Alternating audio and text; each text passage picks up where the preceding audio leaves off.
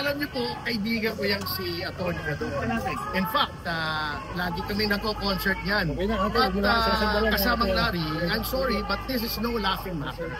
I am an officer of the court, and as such, isang katungkulan ko na ipagtanggol ang karangalan at reputasyon ng ating kataas-taasang hukuman. So, I'm sorry. I hope we can still be friends. Sa akin, this is nothing personal. This is part of my duties as an officer of the court. I had to do this. I hope you understand. Alam ko na kung ikaw ay abogado pa rin hanggang ngayon at ako ang gumawa nito, if the situation were reversed, you would have done the same thing. Pero kung gusto mo magkantahan, wala pong problema sa atin. Passion natin yan, kasamang Larry. Yan si Atty. Ferdy Topacio, kaibigan ko yan.